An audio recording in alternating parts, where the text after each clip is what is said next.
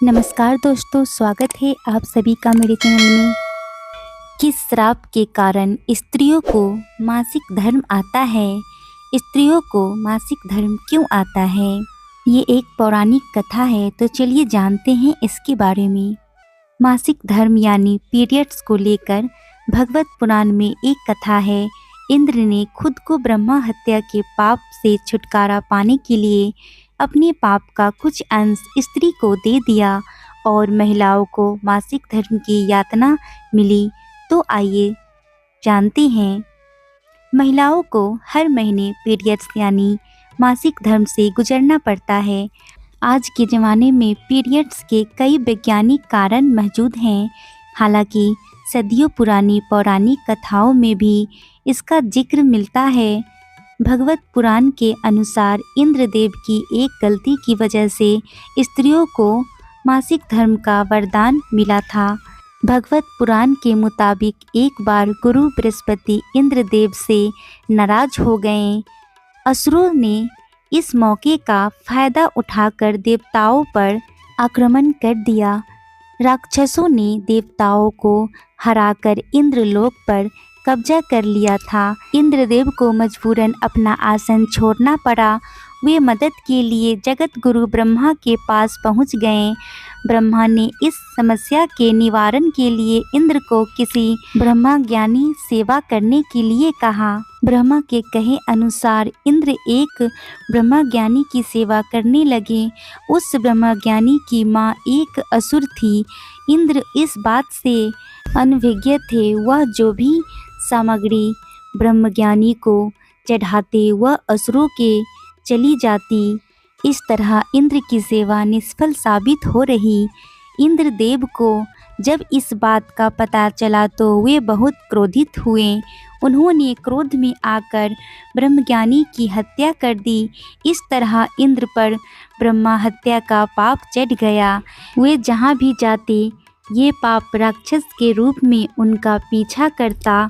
थक हार कर इंद्र एक फूल के अंदर समा गए और वहीं पर छिपकर भगवान विष्णु की आराधना करने लगे और कई सालों तक तपस्या करने के बाद विष्णु इंद्र से प्रसन्न हो गए।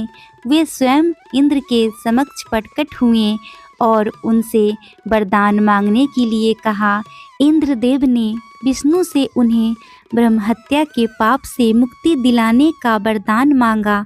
भगवान विष्णु ने कहा कि अगर इस पाप को वृक्ष, जल, धरती और स्त्री में बराबर बांट दिया जाए तो इंद्रदेव उससे मुक्त हो जाएंगे। इंद्रदेव ने इन चारों को मनाने की कोशिश में जुट गए। इंद्र ने वृक्ष, जल, धरती और स्त्री को अपने पाप का बराबर हिस्सा बांटने के लिए मनाया। इसके बदले उन्हें एक एक वरदान देने का वादा किया।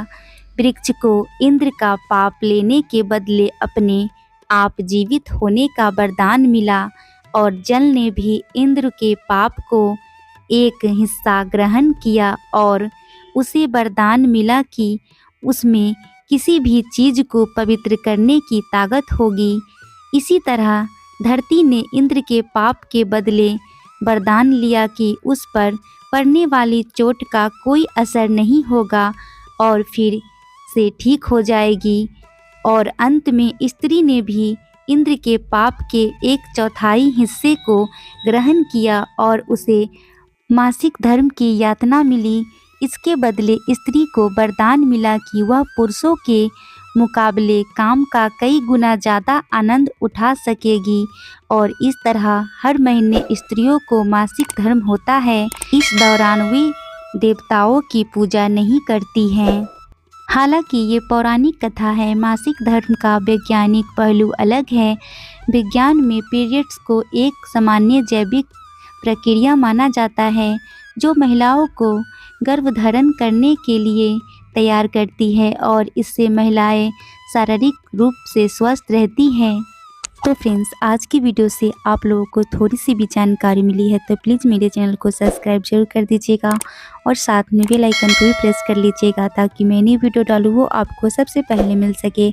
और अपने दोस्तों और घर परिवार वालों के साथ शेयर भी जरूर कर दीजिएगा। तो मिलते हैं ऐसे ही न्यू वीडियो के साथ, तब तक के लिए bye bye and take care. Thanks for watching. धन्यवाद।